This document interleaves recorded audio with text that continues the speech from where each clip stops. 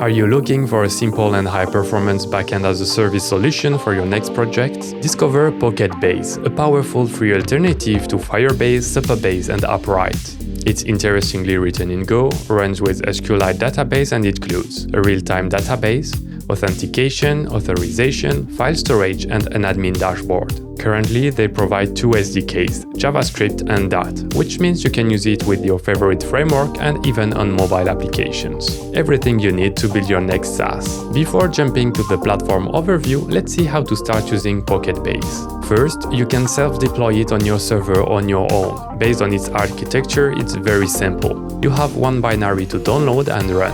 Or you can use a cloud provider like us, Elestio, to take care of the installation, backups, updates, and maintenance for you.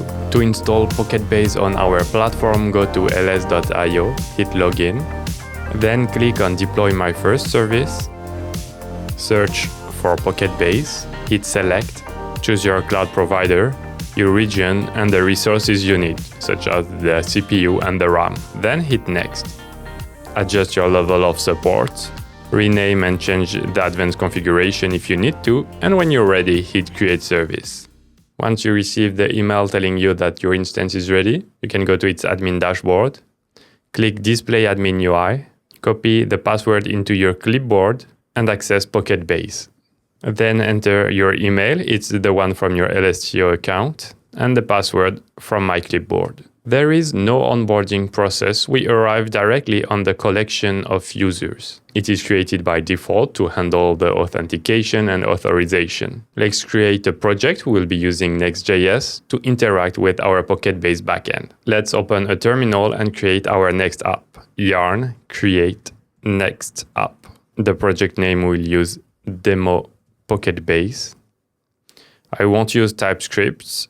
ESLint no, Tailwind OK. Source directory no, and app router no. I don't want to customize the import alias. My project is created, I can open it in Visual Studio. File, open folder, and open it. Now I'm inside, I can run yarn dev, follow the URL, and we arrive on the starting pack when we create a Next.js app. Let's start by creating a login page. Go to Pages, create a new file, name it login.js. It will handle automatically the login route. Const login, we will create our page component. For now, let's return null. Export default login. Because we don't want to spend time creating the UI, let's go to Tailwind UI, sign in and registration forms, and let's choose the first one. Go to code, switch to React, and copy everything inside the return. Let's return it within our code. Save. Now let's try to go to /login. And we have our sign-in, sign-up page. The first thing we want to do is to create a user. Thanks to PocketBase, it's pretty easy to interact with our database. Go to API Preview. We can select what kind of action we want to do. So us, in our case, it's create. They have an example containing all the required code in JavaScript and in Dart. We will be using JavaScript. Let's start by the import of PocketBase and instantiation. To make it generic, let's create a libs component. So on the root folder, create a libs one, create a new file, pocketbase.js, paste the code we found in the documentation, and we just export it so it's available everywhere. Automatically, it set the address of our Elestio instance. Some open source tools don't provide it automatically and you have to write it after. That's a good thing, it's automatically generated in the documentation. Now let's take the rest of the example. Data, record, and then it's optional, we can send an email verification. We won't do it. Okay, now let's go back to our login. And in our code on the top, we will create a sign-up function. It will be an async function. And we paste the code. So we have our data to create the new user, and we have the newly created user. We will be able to log it after. Now let's plug this fake sign-up function to a click event. So let's find not a member. Instead of having a link here, we'll replace it with a button. We can remove href and add on click we call our sign-up function. Now let's try to create our user clicking on start a 40-day free trial. And we have an error because I forgot to import PocketBase. Okay, let's go back to our code. PocketBase is here. And let's import it from our libs folder. And we also forget to install the dependency. So yarn add PocketBase. We can restart our development server, add a terminal, and now we should be fine. So let's click on start a 14-day free trial. And in the log, we didn't do any display in the front end. It's just an example. We can see we have our user created with the data we set and some additional field like created, updated, and verified. If we refresh our data in PocketBase, we now have our user created here. Now we have created our first user. Let's try to log in. So API preview, go to auth with passwords. We copy the code. So we just need this to log in our user. And then we can console log what we get from it. And we can see just below how we log out a user. Now let's create our login function. Const login is equal to async2. We paste our code. We already have PB imported. Your username or email, we will create a state to store it. Const email, set email is equal to use state of nothing. Same for the password. Now we can replace your username or email with the email state. And same for the password. Now let's connect the login function. By default, it's creating a form. So let's replace it with a div so it won't reload the page. Okay, we can remove all of this. Now we have our input.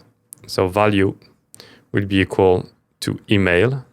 And on change, we will set the email with the content of the input. For the passwords, we do exactly the same. Value is equal to password, and on change, we set the password. Now let's find the sign in button. On click, we connect it to our login function. Now let's try to log in with fake info. So I'm using my email and a random password, sign in, and we have an exception telling us failing to authenticate. Of course, in a normal project, you would add a spinner to show you are trying to log in, and then you display an error, invalid email and/or password.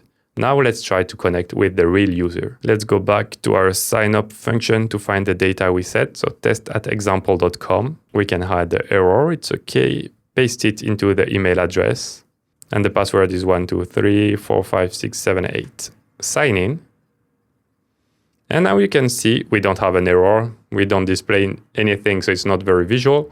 But in the console, we can see that we are logged in. We have our JWT token and the ID of our user in the database. Of course, you have access to all the other information. What you can see in the code is that we are not displaying auth data that we just get from the authentication, but we are displaying PocketBase.authStore. So we have access globally in our project to this as soon as we log in. It's very handy. We don't have to create a context to store our user session. It's made through the SDK. We logged in using the email password, but if you go to your settings, auth providers, then you can add some social logins such as Google, Facebook, GitHub, whatever suits your project. But we won't cover it in this demo. Just know that you have to go on the cog, pass your client ID and client secrets, and you can find the instruction to get your client ID and client secret directly in PocketBase documentation. Okay, let's go back to our database collection, and we will create a new collection. We have to name it. The example is posts. It's what we will use. You can create 3 types of collection.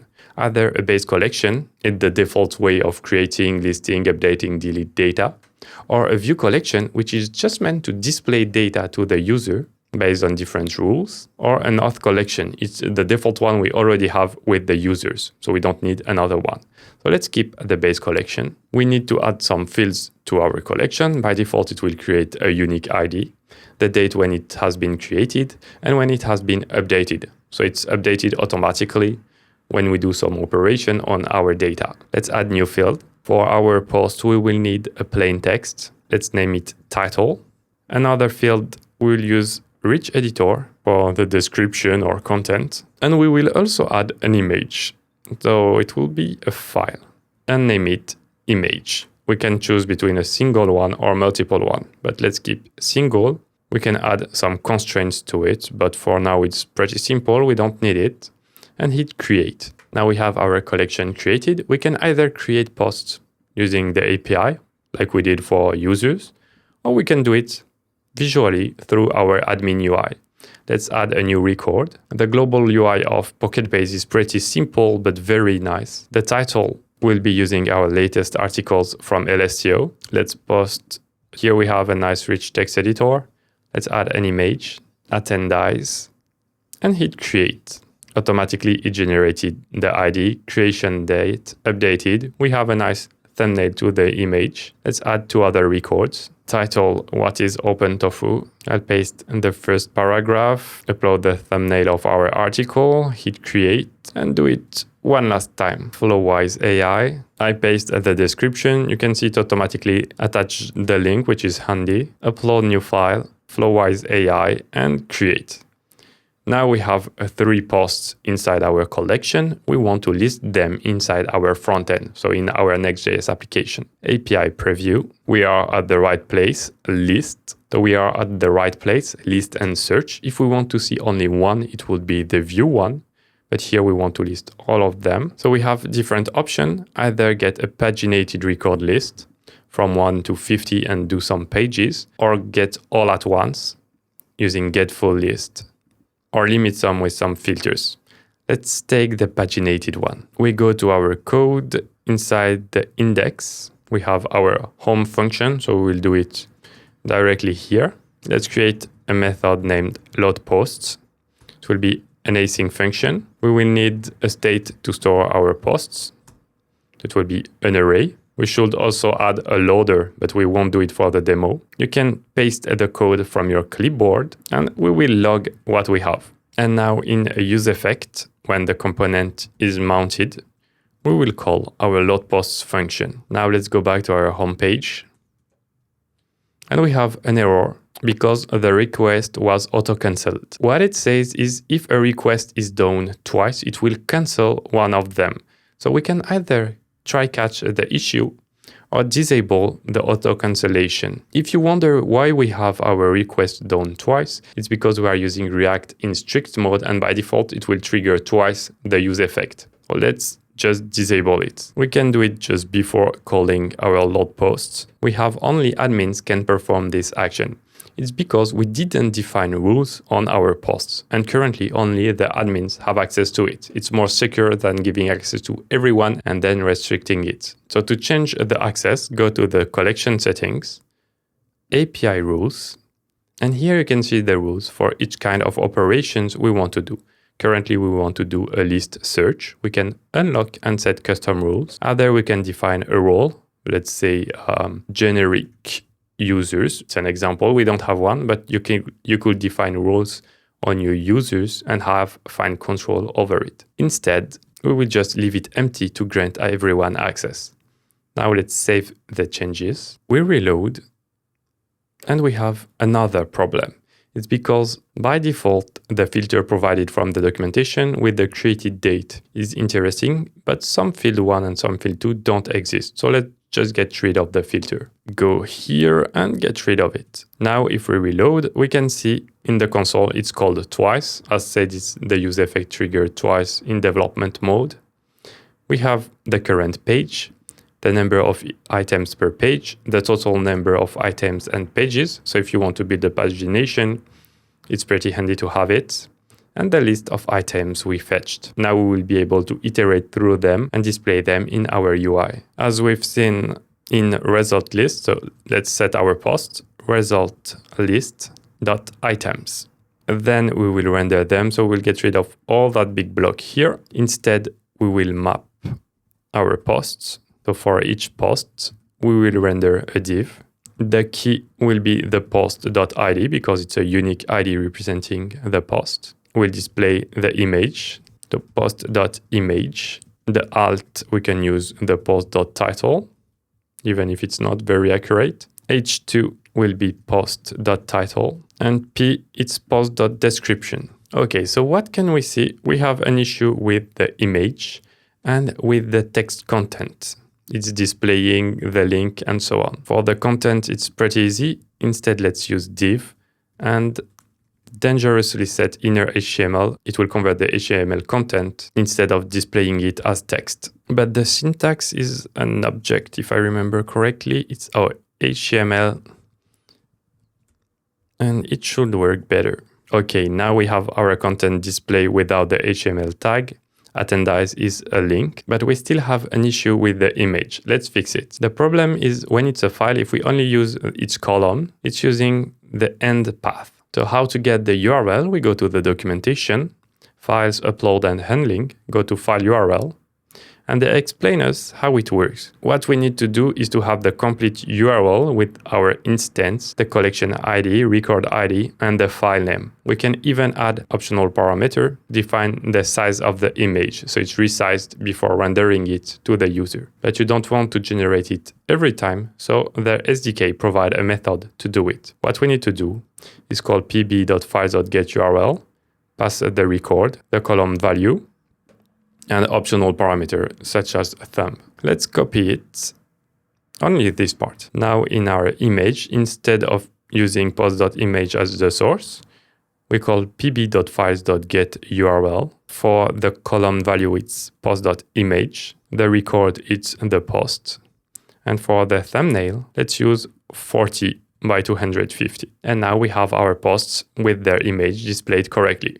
Even if the UI is not very good, you now know how to access your data using PocketBase. Now we have seen how collections work. You have seen that we can add image directly into the data, but you can use the documentation if you need to upload them or delete them directly from your code. Let's have a look at the other features. We have the logs here, and it's displaying everything that is happening on our instance.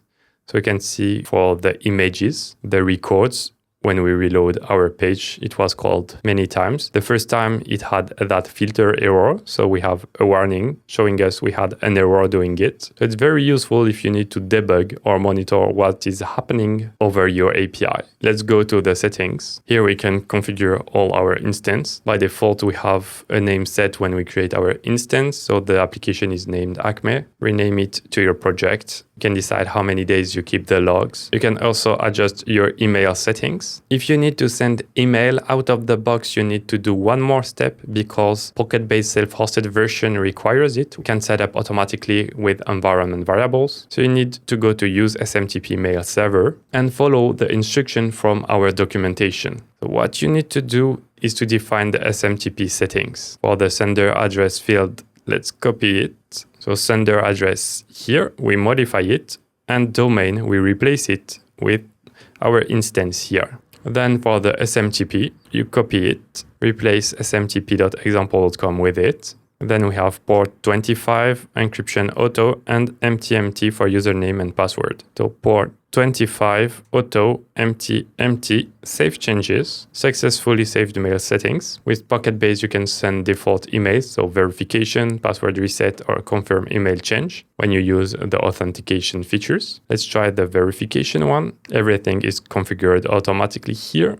We can edit the HTML, but we will keep it like this. Let's send a test email. I'll put it to my email address and send. And we have successfully sent test email, which means our settings are correct. Then we can adapt our file storage settings. So by default, it's storing files into your instance. But if you want to store it elsewhere, you can use an S3 compatible storage. So either AWS S3 or MinIO for open source solution or Cloudflare R2. You also have access to backups. You can export and import your collections. It's generating everything automatically. You can adjust your auth provider, but we already saw that part. You can change the settings to the different tokens, so the lifetime and duration. And you can invite other users to be admin of your PocketBase instance. For example, if you want them to have access to the collections and set data manually from it. Thank you for watching. We hope you enjoyed discovering PocketBase with us and we'll give it a try. We plan to release very soon a comparison between the best different open source backend solutions.